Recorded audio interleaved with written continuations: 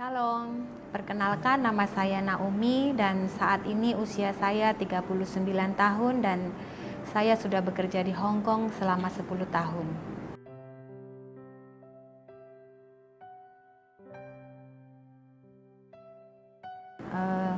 Pada pertengahan tahun 2020, tepatnya bulan Mei, saya itu waktu datang bulan saya ada merasakan sesuatu yang tidak seperti biasanya di payudara kanan saya. Dan seperti waktu-waktu sebelumnya, kita sebagai perempuan sudah biasa ya mengalami payudara itu kalau datang bulan itu rasanya bengkak dan sakit kalau disentuh. Tapi pada saat itu saya merasakan sesuatu yang nggak disentuh pun sakit gitu kan, ada cenut-cenut gitu kan, dan saya langsung meraba payudara saya itu, saya menemukan benjolan yang sudah lumayan besar gitu. Namun pada waktu saya menemukan benjolan itu, saya tidak curiga itu apa gitu ya, saya pikir benjolan biasa gitu. Karena pada waktu sebelumnya saya memang punya benjolan di payudara kanan saya itu sudah sejak 10 tahun yang lalu gitu. Dari jangka 10 tahun itu benjolannya posisinya tetap sama dan sampai waktu itu pun sama. Jadi waktu saya menemukan benjolan itu saya tidak curiga, saya biarin aja gitu kan. Namun sakitnya itu kadang datang terus meskipun saya sudah selesai datang bulan gitu. Nah, pas kebetulan waktu itu tanggal 18 Mei ya, saya datang bulan, dan akhir Mei saya itu buka Facebook menemukan brosur yang diupload oleh Peduli Sehat Hong Kong yang bekerja sama dengan KJRI dan Breast Cancer Foundation yang mengadakan screening mamogram, USG mamogram, screening payudara itu di Breast Cancer Foundation. Dan pada waktu itu saya iseng daftar gitu ya, karena sebelum-sebelumnya setiap saya daftar ada acara kesehatan begini, saya tidak pernah mendapat tempat gitu, selalu full gitu. Tapi waktu itu saya daftar dan puji Tuhan langsung direspon. Saya percaya semua itu sudah jalan Tuhan buat saya, dan saya disuruh datang tanggal 7 bulan Juni. Nah, pada waktu bulan Juni itu tanggal 7 saya ke Breast Cancer Foundation untuk mendaftar dan mengisi formulir gitu kan, dan ada pemeriksaan awal gitu. Dan pada waktu itu suster meraba payudara kanan saya ini dan menemukan benjolan itu sangat besar gitu, dan dia berkata, "Loh, ini sudah besar loh," gitu. Langsung suster itu menangani saya sendiri, dipanggil dan ditentukan waktu saya harus kembali, dan saya disuruh kembali keesokan harinya, tepatnya tanggal 8 Juni gitu ya. Jadi pada tanggal 8 Juni itulah saya melakukan USG mamogram di Breast Cancer Foundation. Dan waktu itu setelah saya melakukan USG mamogram, saya suruh pulang gitu ya, dan dari hasil USG mamogram itu dokter menemukan ada sesuatu yang mencurigakan. Jadi seminggu setelah itu pihak Breast Cancer Foundation menelpon saya untuk kembali melakukan biopsi. Dan pada tanggal 18 Juni itu saya melakukan biopsi. Setelah biopsi saya disuruh kembali tanggal 23 Juni. Dan pada tanggal 23 Juni itulah dokter mengatakan kepada saya bahwa benjolan yang ada di payudara kanan saya itu positif breast cancer gitu. Jadi waktu itu dokter berkata kepada saya menemukan 2 benjolan di payudara kanan kamu, yang satu kecil, yang satu besar. Yang kecil itu benjolan biasa, tapi yang besar itu positif cancer gitu ya. Dan pada waktu itu saudara, saya semuanya saya pergi sendiri gitu ya. Dan pada waktu itu dokter itu sebenarnya merasa gimana gitu untuk menyampaikan apa hasil dari ini ya, takut melihat respon saya, reaksi saya gitu. Namun saya bersyukur saya tidak memberikan reaksi apa-apa, saya tetap tenang, dan cuman ada satu pertanyaan yang ada di benak saya, yaitu langsung saya pertanyakan sama dokter, kanker saya ini sudah stadium berapa gitu kan. Namun dokter hanya menjawab, saya tidak tahu gitu, saya kasih kamu surat rujukan dan kamu harus dioperasi. Kamu bawa surat rujukan itu ke rumah sakit terdekat dan kamu harus dioperasi. Dari hasil operasi itulah baru bisa menentukan stadium kanker kamu itu stadium berapa gitu. Nah, pada waktu itu saudara, setelah itu saya pulang, di dalam perjalanan saya pulang, saya pun tetap biasa aja gitu. Jadi saya itu tidak ada kepikiran bingung, takut, itu nggak ada. Saya juga tidak ada punya kepikiran untuk memberitahu sama siapa, itu tidak gitu ya. Karena saya tidak tahu kenapa, mungkin karena dari dulu ya, saya itu setiap ada masalah apapun yang saya alami, saya tidak pernah cerita dengan siapapun, jangankan orang lain gitu ya, dengan keluarga pun saya tidak. Jadi waktu itu saya tidak terbesit dalam pikiran saya untuk ngomong sama keluarga, sama teman, sama keluarga ilahi di tempat ini. Saya pun tidak ada kepikiran di situ. Yang ada di dalam pikiran saya hanya satu ayat firman Tuhan yang berkata bahwa Tuhan itu memberikan saya pencobaan yang tidak akan melebihi kekuatan saya gitu. Jadi saya percaya ketika Tuhan mengizinkan ini terjadi dalam kehidupan saya, Tuhan tidak akan pernah membiarkan saya sendirian. Dan Tuhan akan terus memampukan saya gitu. Dan ayat Alkitab yang terus menjadi pegangan saya di dalam Yeremia pasal 29 ayat yang ke-11 itu yang saya pegang sebagai janji Tuhan di dalam kehidupan saya ya. Dari dulu sampai saat ini, itu pun saya melintas di dalam pikiran saya. Itu firman yang berkata bahwa sebab aku mengetahui rancangan apa yang ada padaku mengenai kamu. Demikianlah firman Tuhan, yaitu rancangan masa depan yang penuh pengharapan dan bukan rancangan kecelakaan. Dan untuk itu waktu itu saya cuma berkata sama Tuhan, Tuhan, kalau memang Engkau izinkan ini terjadi dalam kehidupan saya, berikan saya kekuatan, kemampuan untuk saya melewatinya gitu. Secara manusia mungkin apa yang saya alami itu menakutkan gitu ya, tapi saya percaya ketika Tuhan mengizinkan ini terjadi dalam kehidupan saya, Tuhan pasti akan menyertai saya gitu. Dan sudah, saya tetap tenang saudara, saya pulang itu tetap biasa aja, saya nggak takut, nggak sedih, nggak nangis, dan saya itu tidak mengizinkan rasa takut itu yang mengontrol saya gitu ya. Saya tidak mengizinkan ketakutan, kesedihan itu mengontrol pikiran saya, kehidupan saya, karena saya tahu, saya sadar bahwa kesedihan saya, air mata saya, ketakutan saya itu tidak akan pernah merubah keadaan saya. Jadi saya terus pulang, saya terus pulang itu saya langsung membersihkan diri dan saya melakukan meneruskan apa yang menjadi tugas tanggung jawab saya gitu. Saya melanjutkan pekerjaan saya dan saya tidak ngomong sama majikan ya, meskipun ada singsang di rumah gitu, saya menunggu nyonya saya pulang gitu. Dan pada waktu malam, waktu nyonya saya pulang itu dia langsung bertanya gitu, gimana hasilnya gitu. Dan saya bilang positif cancer gitu. Pada waktu saya menjawab positif cancer, sebenarnya majikan saya itu shock gitu ya. Namun karena dia melihat saya menyampaikan itu dengan keadaan yang tenang, dia menyembunyikan rasa khawatirnya itu, shocknya itu dia sembunyikan dan cuman ngomong sama saya, oke, besok kamu bawa ke rumah sakit surat rujukannya gitu. Dan puji Tuhan sampai sejauh itu semuanya berjalan dengan lancar gitu, tidak ada halangan apapun, dan saya berpikir bahwa semuanya pasti baik-baik saja gitu sampai ke depan gitu. Pokoknya saya tetap sukacita. Besoknya saya bawa surat rujukan itu ke rumah sakit United Christian Hospital yang ada di Kuntong. Dan pada malam harinya ya, itu tanggal 24 Juni tepatnya, dan malam harinya waktu sebelum saya beristirahat tidur ya, majikan saya, nyonya saya itu meminta surat kertas hasil akhir pemeriksaan saya itu untuk difoto gitu, untuk dipertanyakan kepada saudaranya atau temannya gitu yang mengerti tentang medis gitu. Dan saya disuruh tidur, dan saya tidak pernah curiga apa yang akan terjadi besok gitu ya, dan saya tidur gitu.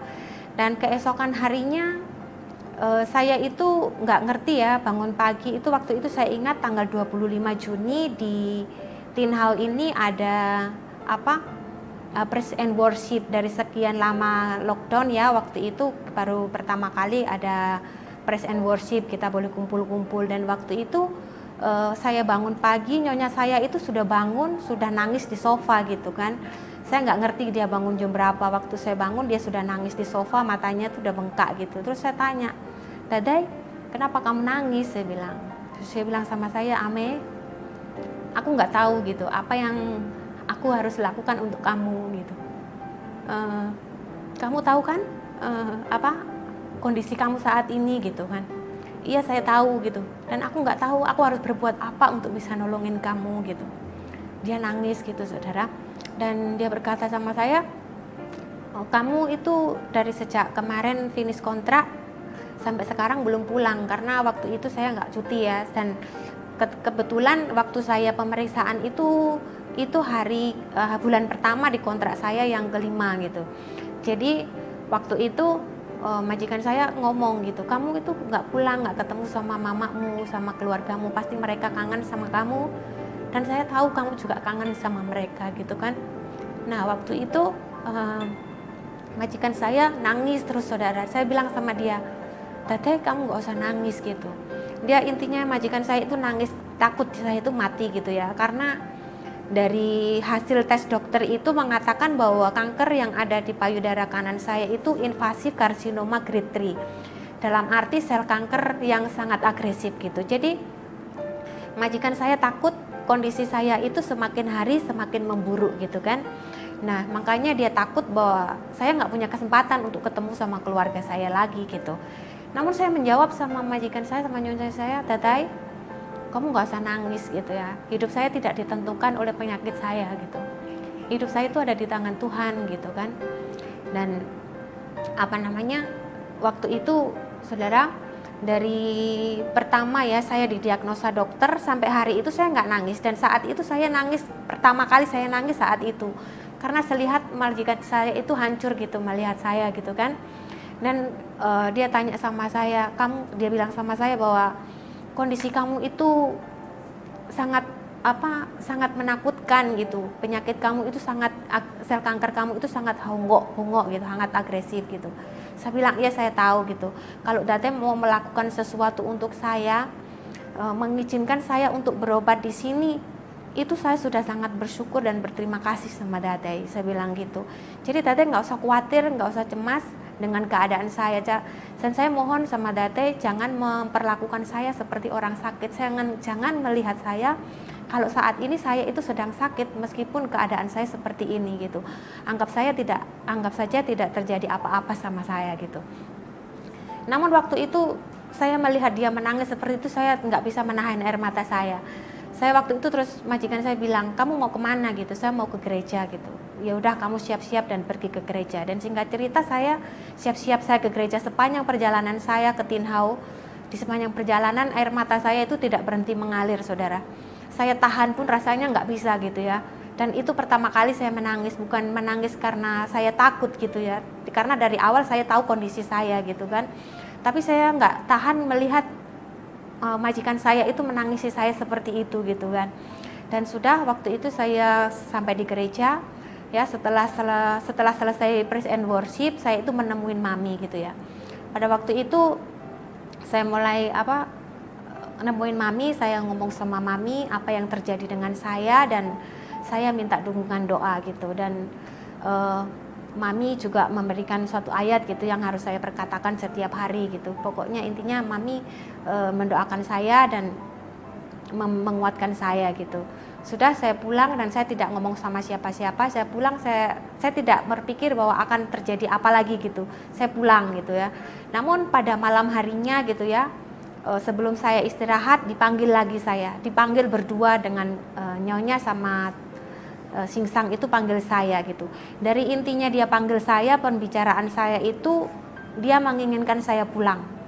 Dia mau mengasih saya uang untuk berobat di Indonesia dan menyuruh saya pulang dengan alasan bahwa kalau kamu berobat di sini nggak ada yang menjagain kamu, nggak ada yang ngurusin kamu, makanan kamu, karena kalau operasi kemoterapi itu yang mereka tahu itu hal-hal yang sangat sakit gitu, hal yang saya itu nggak bisa berbuat apa-apa, harus ada orang yang melayani saya gitu intinya ya. Dan sedangkan kamu sendiri tahu anak saya itu harus ada orang yang jaga dan saya harus bekerja dan kamu harus pulang gitu. Namun waktu itu saya tidak memberi jawaban apa-apa saudara, saya cuma diam. Dan majikan saya itu sampai sempat telepon gitu ya sama orang yang saya nggak tahu siapa. Namun yang saya ngerti dia itu orang yang ngerti hukum, yang pinter gitu ya.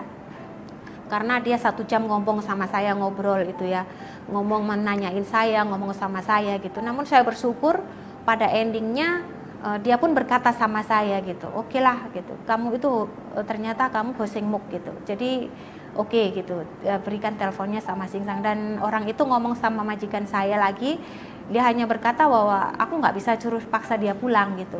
Dan kamu pun harus hati-hati, kalau harus maksa dia jangan, harus berpikir gitu ya, harus ngomong baik-baik gitu supaya kamu tidak terjadi apa-apa sama kamu, maksudnya masalah hukum gitu kan. Nah sudah saudara, saya suruh tidur, waktu itu saya suruh tidur. Dan jujur saudara, pada waktu saya divonis kanker sama dokter, saya itu bisa tidur ya. Namun waktu itu waktu saya disuruh pulang, saya nggak bisa tidur gitu. Saya itu langsung yang ada di benak saya itu keluarga saya, orang tua saya gitu ya. Jadi saya waktu itu cuma bisa tidur 3 jam. Nah pada waktu itu pagi-pagi sebelum bangun itu saya berdoa, Tuhan urapi mulut saya gitu. Ketika saya bangun, kalau saya harus berhadapan dengan majikan saya, supaya ketika saya ngomong, apa yang saya ucapkan itu bisa diterima oleh mereka dan saya tidak salah ngomong gitu ya. Dan pada waktu itu benar saudara, ketika saya bangun majikan saya langsung ngomongin masalah itu lagi, namun saya tidak menjawab gitu ya. Saya bilang saya pikir-pikir dulu gitu.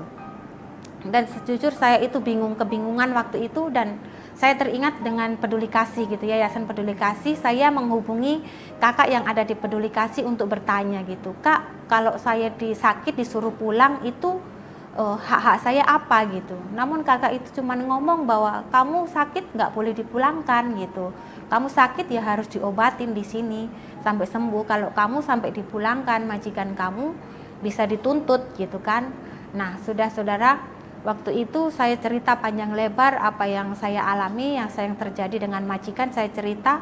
Namun dia bilang kamu nggak boleh dipulangkan gitu. Sudah, dan saya juga ngubungin mami gitu ya, cerita sama mami bahwa saya disuruh pulang mami gitu. Terus mami cuman ngomong bahwa kamu nggak boleh pulang gitu, kamu sakit harus diobatin, kalau enggak majikanmu bisa dihukum, bisa dituntut kayak gitu kan. Intinya mami juga mengatakan hal yang sama bahwa saya nggak boleh pulang gitu.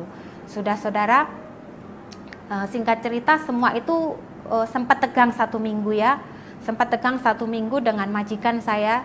Jujur waktu itu saya kebingungan, namun saya bersyukur setelah 1 minggu majikan saya dengan penjelasan saya, dengan saya ngomong pelan-pelan sama majikan saya, dan saya nggak mau marah gitu, meskipun posisinya memang majikan saya menyuruh saya pulang itu salah gitu ya, tapi saya nggak mau marah gitu. Saya mengerti posisi saya, keadaan saya itu tidak bisa semua orang menerima gitu apa yang saya alami. Jadi saya menjelaskan secara pelan-pelan, dan akhirnya puji Tuhan selama 1 minggu itu majikan saya akhirnya mengizinkan saya untuk berobat di sini. Dan dengan waktu yang sama surat panggilan dari surat rujukan saya ke rumah sakit itu datang gitu, dan saya disuruh datang ke rumah sakit tanggal 2 Juli gitu ya. Jadi tanggal 2 Juli itu saya sama majikan saya udah mulai memenuhi panggilan rumah sakit untuk melakukan pemeriksaan praoperasi gitu ya. Jadi pemeriksaan itu dimulai tanggal 2 Juli sampai 16 Juli gitu ya. Dalam 1 minggu saya bisa 2-3 kali ke rumah sakit, itu nyonya saya tetap dengan mendampingi saya gitu ya. Jadi saya bersyukur kemurahan Tuhan, sampai saat itu Tuhan itu menyertai saya, penyertaan Tuhan begitu sempurna dalam kehidupan saya. Saya merasa bahwa itu mujizat Tuhan yang saya alami saat itu gitu ya.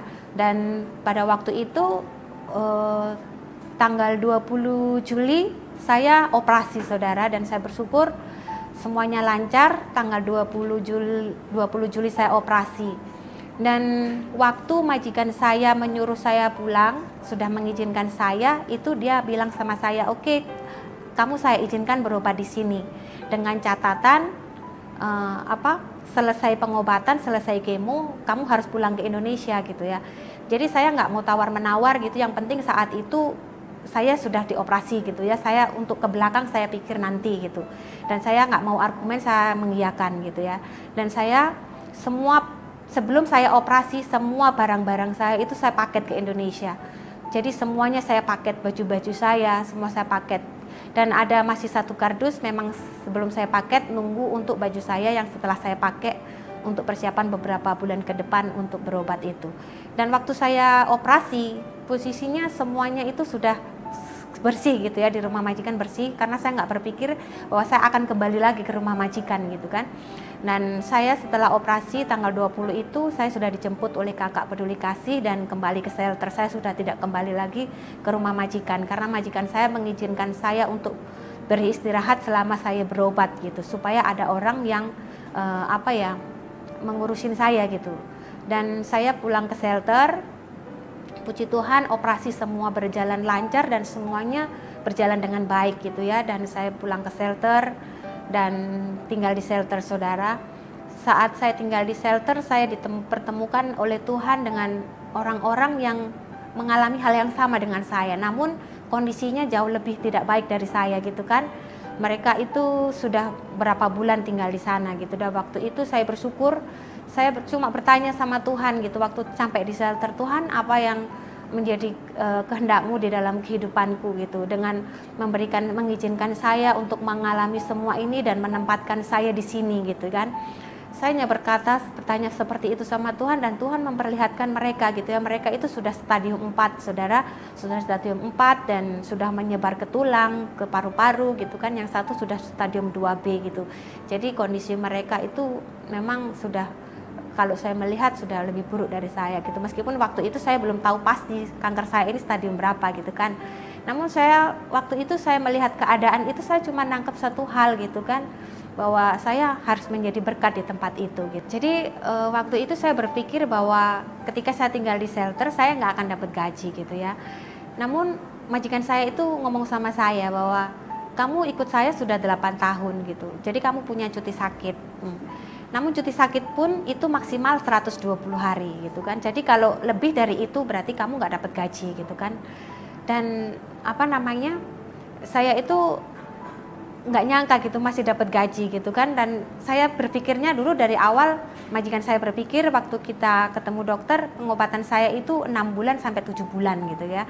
Namun saya bersyukur, saudara, ternyata saya selama tinggal di shelter itu tetap dapat gaji dan uang makan, dan gaji dan uang makan itu setara dengan gaji standar saya gitu. Jadi masih dapat 4.000 lebih gitu ya, malah hampir 5.000 gitu. Jadi saya bersyukur di situ. Saya tanya lagi gitu sama Tuhan, Tuhan, penyertaan-Mu itu begitu sempurna dalam kehidupan saya gitu. Meskipun yang saya alami ada sesuatu hal yang sangat menakutkan gitu ya, namun penyertaan Tuhan itu begitu luar biasa dalam kehidupan saya. Saya tanya, Tuhan apa yang harus saya lakukan gitu ya, untuk teman-teman saya, untuk saya. Jadi di situ saya melihat kondisi mereka, saudara, mereka itu tidak dapat gaji gitu ya, tidak dapat gaji dan cuman dapat uang makan saja, dan mereka sudah tinggal berbulan-bulan di shelter gitu ya. Jadi saya menggunakan uang saya itu di shelter itu untuk membeli buah, makanan-makanan yang bergizi untuk saya gitu ya. Dan saya juga memakai apa yang saya beli, yang saya makan itu juga saya makan bersama dengan teman-teman, dan saya bersyukur semuanya itu cukup, tidak kekurangan suatu apapun. Jadi selama saya tinggal di shelter, semuanya itu Tuhan cukupkan gitu ya. Saya itu, Tuhan nggak pernah membuat saya khawatir sedikit pun gitu. Jadi saya bersyukur banget bahwa penyertaan Tuhan sampai hari itu semuanya baik gitu. Dan 1 bulan setelah pasca operasi, saudaraku, saya itu dapat panggilan lagi ke rumah sakit untuk mengatakan bahwa hasil dari operasi saya itu gitu kan. Saya sama majikan saya ke rumah sakit, dan dokter ngomong sama kami gitu, kanker kamu, selamat buat kalian gitu ya, kanker kamu itu masih stadium awal dan cuman perlu 4 kali kemoterapi gitu. Jadi saya sangat bersyukur pada waktu itu, pada diagnosa awal penjualan saya itu, kanker saya itu 4 cm gitu ya, 4 cm, bahkan mendekati operasi sudah mau 7 cm gitu. Namun saya bersyukur waktu dioperasi, hasil dari patologi itu keluar. Di situ dokter mengatakan bahwa kanker saya itu baru 2 cm gitu, baru 2 cm lebih dikit, dan sebenarnya kamu tidak usah kemo, tidak apa-apa. Namun karena kamu masih muda, jadi kami akan memberikan kamu kemo selama 4 kali. Dan berita baik itu disambut baik juga oleh majikan saya, dan itu membawa sukacita buat kami. Dan majikan saya waktu itu langsung ngomong sama saya. Waktu jalan pulang dari rumah sakit, majikan saya langsung berkata, "Oke, karena penyakit kamu tidak serius, tidak stadiumnya masih stadium dini, jadi kamu setelah selesai berobat, kamu boleh kembali ke rumah saya gitu ya, dan melanjutkan pekerjaan kamu, kontrak kamu sampai selesai gitu." Dan saya sangat bersyukur, saya sangat bersukacita pada waktu itu. Saya mengalami mujizat demi mujizat ya, yang dari awalnya majikan saya itu menyuruh saya pulang, benjolan yang tadinya 4 cm jadi 2 cm, bahkan saya masih boleh lagi kembali ke rumah majikan untuk bekerja dan sekaligus ya mengikuti jadwal-jadwal untuk ke rumah sakit pengobatan saya gitu. Dan saya merasa itu suatu mujizat yang begitu besar dalam kehidupan saya, di dalam penyertaan Tuhan dalam kehidupan saya. Jadi janji Tuhan yang saya imani itu, yang saya pegang itu benar-benar Tuhan nyatakan di dalam kehidupan saya sampai hari itu. Dan saya menjalani hari-hari saya di shelter itu dengan penuh sukacita, dengan penuh ucapan syukur ya. Saya berbagi dengan teman-teman dan saya bersyukur juga keberadaan saya boleh menambah sukacita buat mereka gitu ya. Yang tadinya mereka itu dibilangnya jarang tertawa gitu, dengan keberadaan saya di situ kami setiap hari tertawa gitu, bersukacita gitu ya. Dan saya bersyukur keberadaan itu, saudara. Saya bulan September tanggal 19 saya mendapatkan kemo pertama itu tanggal 19 September dan kemo berjalan setiap 3 minggu sekali. Dan saya bersyukur selama saya kemo, saya hanya mengalami efek kemo itu mual, pusing, lemas gitu, itu udah biasa gitu ya. Jadi saya tidak, kalau sudah lemas itu ya sudah, saya tidak bisa melakukan apa-apa. Tapi saya bersyukur saya tidak merasakan efek kemo yang kesakitan seperti apa, sampai tulang sakit, sakit kepala, itu enggak gitu. Semuanya saya cuma mengalami yang ringan-ringan gitu ya, mual, nggak enak makan, itu sudah biasa gitu ya, muntah gitu, dan kadang jantung juga kalau dibuat jalan agak jauh nggak bisa, itu saja gitu. Namun semuanya berjalan dengan baik gitu ya. Jadi waktu itu saya di shelter itu dengan teman-teman saya itu ketika setelah saya kemo, semuanya bergantian gitu melaksanakan setiap tugas-tugas kami. Dan di situ kami saat setelah kemo pertama saya sempat mengalami kekurangan leukosit dan kekurangan potasium. Jadi 1 minggu setelah saya kemo pertama, saya itu demam sampai 40 derajat, saudara, sampai 40 gitu. Jadi saya sempat dibawa ke emergency dan nginap di rumah sakit selama 4 hari karena kekurangan leukosit dan potasium. Namun saya bersyukur semuanya berjalan dengan baik, dan saya sempat khawatir gitu ya kalau kemo saya bakal tertunda gitu. Namun saya bersyukur ketika ngecek darah ternyata saya baik-baik saja gitu. Saya bisa lanjut kemo berikutnya gitu ya. Jadi kemo saya tidak sempat tertunda gitu. Karena kalau sempat tertunda berarti pengobatan saya tidak maksimal gitu ya. Jadi tapi saya bersyukur tidak sempat tertunda. Dan saya kemo pertengahan 9 September dan berakhir 19 November. Jadi selama 4 bulan pas ya kemo saya selesai, dan saya bersyukur cuti sakit saya itu ternyata pas juga gitu kan, 120 hari. Jadi selesai kemo 19 November saya sama majikan saya ngomong, "Oke, kalau kamu sudah kuat badannya, kamu boleh kembali ke sini," gitu ya. Jadi 19 November saya terakhir kemo, saya 13 Desember itu kembali ke rumah majikan. Dan saya bersyukur semuanya pas gitu ya, cuma lebih 3 hari saja, itu pun saya yang minta. Jadi saya selama di shelter semuanya terpenuhi, semua cuti sakit saya itu pas saya pakai untuk berobat. Yang tadinya saya berpikir, dokter berpikir 6-7 bulan gitu, ternyata 4 bulan saya sudah selesai semuanya, selesai operasi, selesai kemo, dan tanggal 13 Desember saya sudah kembali ke rumah majikan dan saya mulai bekerja. Bahkan sampai hari ini saya tidak mengalami apapun, cuman saya harus menjaga gitu aja tangan saya gitu supaya tidak kerja berat gitu. Dan saya bersyukur semuanya berjalan dengan baik. Penyertaan Tuhan begitu sempurna dalam kehidupan saya. Janji Tuhan ya, rancangan-rancangan yang ada di dalam kehidupan saya itu, yang Tuhan rancang itu rancangan damai sejahtera yang penuh pengharapan. Ketika Tuhan mengizinkan sesuatu terjadi dalam kehidupan saya, ya, secara manusia itu saya itu secara manusia ya, orang melihat saya dengan air mata. Namun saya bersyukur dari awal sampai akhir ya, penyertaan Tuhan begitu sempurna dalam kehidupan saya. Sedikit pun Tuhan tidak mengizinkan saya khawatir gitu. Dan apa namanya? Penyertaan Tuhan di dalam kehidupan saya, di dalam janjinya itu ketika saya pegang itu semua jadi digenapi di dalam kehidupan saya. Jadi dari awal sampai akhir apa yang Tuhan kerjakan membuat saya itu sangat terkagum-kagum gitu ya. Kadang kalau saya merenung itu, Tuhan apa yang Engkau kerjakan di dalam kehidupan saya itu begitu luar biasa. Saya nggak tahu lagi gitu. Kadang saya harus berbuat apa gitu. Terus saudara, untuk itu pada saat kesempatan ini saya rindu ya buat kita semua teman-teman yang ada di tempat ini, yang ada di gereja GPI Hongkong ini, apapun yang saudara hadapi, apapun yang saudara alami, mungkin saudara ya, Tuhan membawa kita kepada situasi yang secara manusia kita tidak mampu. Namun ketika kita terus mengandalkan Tuhan, percaya bahwa janji Tuhan di dalam kehidupan kita itu janjinya iya dan amin. Kita mengimani itu, kita percaya Tuhan akan mengerjakan sesuai dengan apa yang menjadi kehendaknya di dalam kehidupan kita. Jangan sampai kita itu kehilangan kepercayaan sama Tuhan. Jangan sampai kita meragukan Tuhan. Karena ketika kita meragukan Tuhan, ketika kita mulai meragukan Tuhan, saat itu kita akan kehilangan kesempatan untuk melihat mujizat-mujizat Tuhan dinyatakan di dalam kehidupan kita. Jadi saya itu mengalami semuanya ya, ketika saya itu berpikir ketika Tuhan membawa saya ya kepada situasi, kondisi di mana secara manusia gitu saya tidak mampu, dan hanya Tuhan yang mampu menolong di dalam kehidupan saya.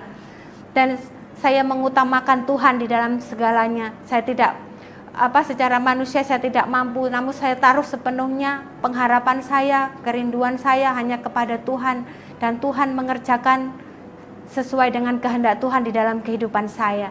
Dan saya mengajak bahwa kepada teman-teman yang ada di sini, di tempat ini, apapun yang saudara hadapi, apapun yang saudara alami saat ini, terus andalkan Tuhan, terus percaya, berserah dan berharap kepada Tuhan. Karena kalau kita melakukan bagian kita, Tuhan juga akan melakukan bagiannya. Dan kita percaya kita akan keluar sebagai pemenang. Jadi aku ingin kalau Tuhan izinkan dan kamu mau, aku pengen hidup sama kamu gitu. Dia bilang loh, keturunan itu kan haknya Tuhan gitu. Kita itu hanya kalau Tuhan kasih ya kita terima, kalau enggak ya masa kita mau maksa Tuhan gitu loh.